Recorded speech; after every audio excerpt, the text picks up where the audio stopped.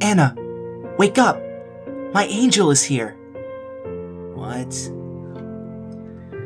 I eased one eye open until I was squinting at my brother. I would have opened them further, except I couldn't. He was shining a damn flashlight in my face. I shooed my little brother away that night, barely even bothering to look. That was the biggest mistake I have ever made.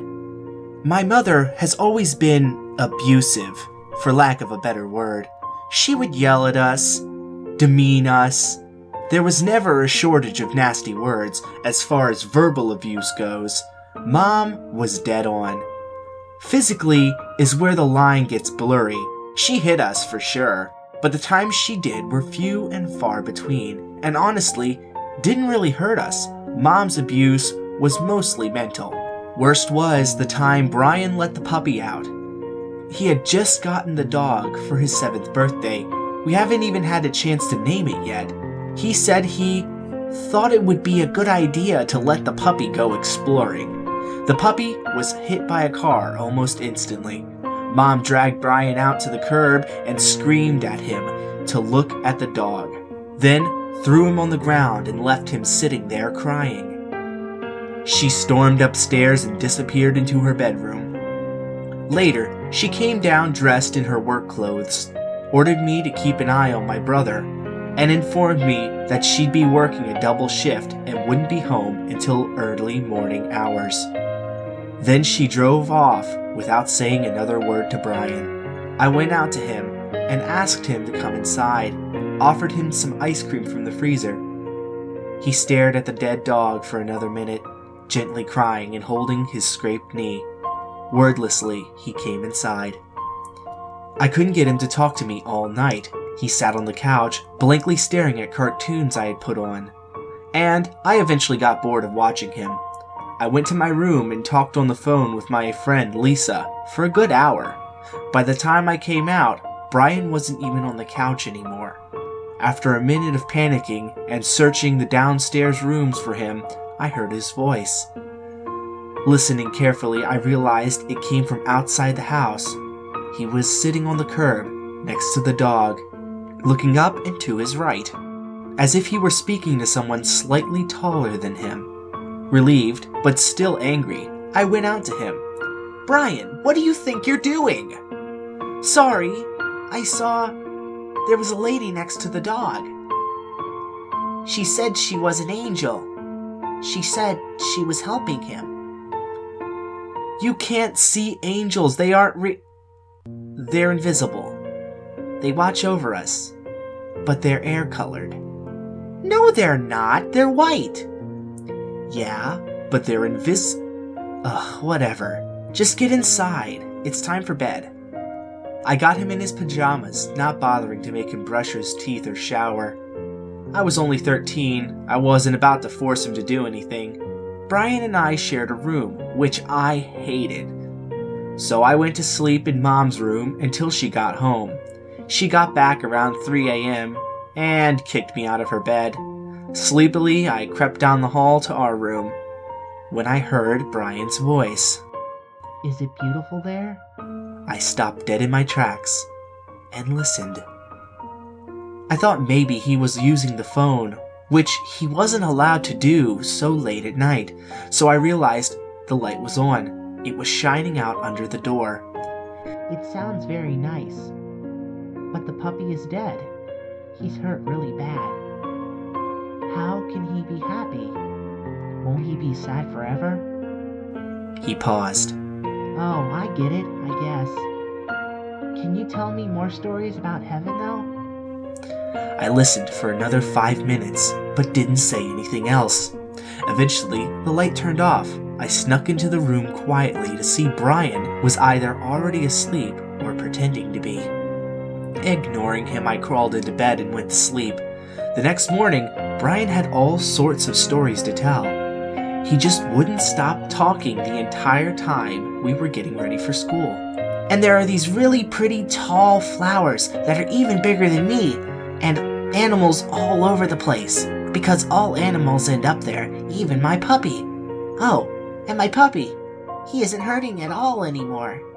You don't hurt when you go there. Nothing ever hurts again, and... He was interrupted by Mom, who was coming down the stairs. Jesus fucking Christ, would you shut the hell up, kid? I swear to God, if you say one more word about heaven, I'm going to send your dumb ass up there. Mom made herself some coffee, and Brian sat in silence. She poured it in a thermos and then pointed to the garage, gesturing for us to get in the car. We did. As we drove to school, everyone was silent until Brian very softly said, "She says you're not supposed to use God's name like that." What did you say to me? Goddamn kid. Brian exploded. You can't say God's name like that! Mom exploded right back, throwing her thermos over her shoulder at Brian. It smacked him right underneath the eye, and the coffee poured out of it onto his shirt. It wasn't hot enough to burn him. It was barely even lukewarm, but he screamed anyways. Shut the hell up, you're not fucking hurt! Brian pouted and quietly whimpered for the duration of the drive. We got to school, and he jumped out of the car. Wait, she said Mom. She pulled his soccer jersey out of the trunk and handed it to him. As he changed out of his freshly stained t-shirt, she said softly, I'm sorry, Brian, but you shouldn't talk to me like that. He nodded at her, still teary-eyed. With a slight red mark on his cheek, the thermos, He nodded at her, still teary-eyed, with a slight red mark on his cheek where the thermos had hit him. He nodded at her, still teary-eyed, with a slight red mark on his cheek where the thermos had hit him. He ran off towards his class. Bye, Mom. Love you, I said. She nodded back, a little teary-eyed herself. When she picked us up after school that day, she was as nice as could be.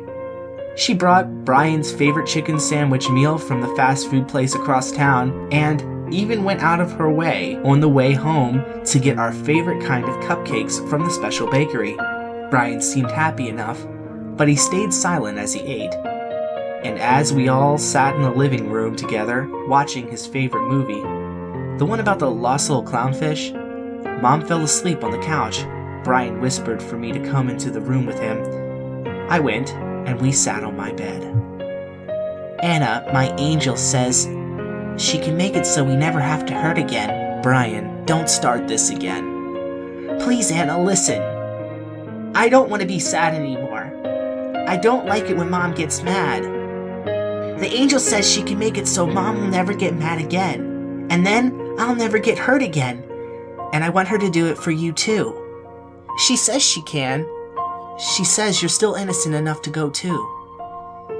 And where are we going? His face lit up. Someplace wonderful. And it's not like we'll ever see Mom again. The angel promised. It sounds like you're talking about heaven. We can't just run away and go to heaven, Brian. You have to die first. Of course we're not gonna die. My angel said so. Yeah? And how can you trust everything she says? I sarcastically started rattling off cliches. You just know? You can feel it in your soul? You can see it in her eyes? No, he said matter-of-factly. She doesn't have eyes. I scoffed and rolled mine. Okay, that's enough, Brian. Angels have eyes. Go to sleep. Not these kinds of angels. Not the kinds in charge of showing us heaven. They use their hearts to see, just like we're supposed to. That rendered me speechless. He beamed at me and said, I'm going tonight. I'll wake you up when she gets here. He did wake me up that night, and I pushed him away, thinking he was just playing make-believe, and that he'd go to bed soon enough. But an hour later, I heard Mom scream, and the door slam. I found Mom out by the curb, sobbing uncontrollably.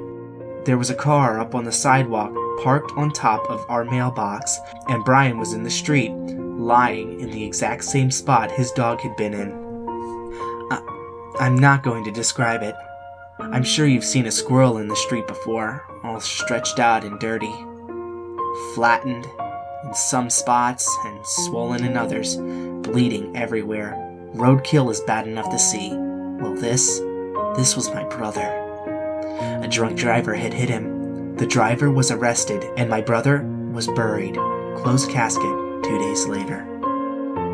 The preacher at the funeral talked about heaven. He talked about how little boys and girls go there, how they never suffer, they never hurt, they never feel pain.